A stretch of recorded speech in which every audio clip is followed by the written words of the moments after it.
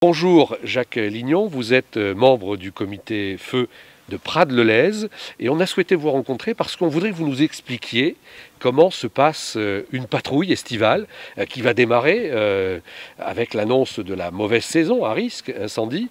Mais avant, je rappelle que ce qui est important chez vous, c'est que vous êtes des bénévoles, c'est bien ça, engagés.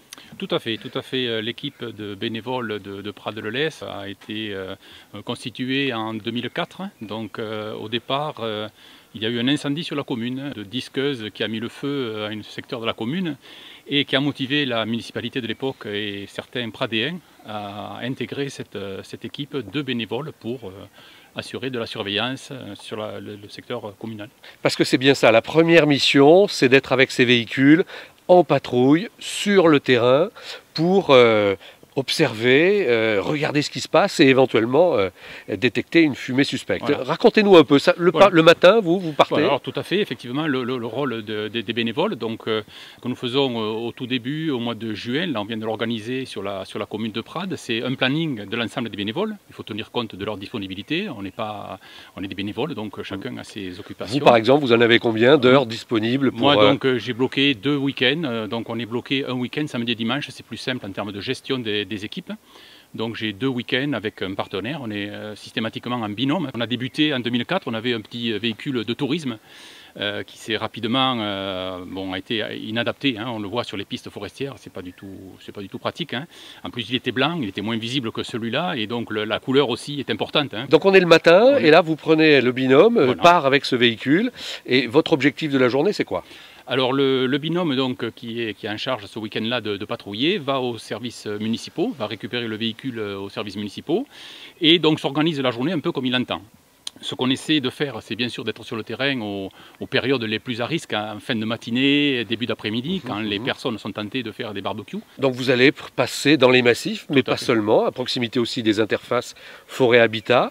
Et là, vous rencontrez du monde à qui vous allez dire aussi l'élément de la prévention. Tout à fait, c'est l'objectif. Hein. Donc on n'est pas des pompiers, c'est pas parce qu'on a un véhicule équipé d'une petite pompe qui sert aux urgences, je dirais. L'objectif des bénévoles CCF, c'est de faire de la prévention, de la sensibilisation, bien sûr de l'alerte si malheureusement on est confronté à un départ de feu. Il y a un rôle de dissuasion finalement parce que savoir que vous êtes là, l'œil de la forêt en quelque sorte, c'est aussi éviter qu'il y ait des gens mal intentionnés ou des gens qui fassent des bêtises malgré l'interdit. Il y a des risques qui ne sont pas forcément...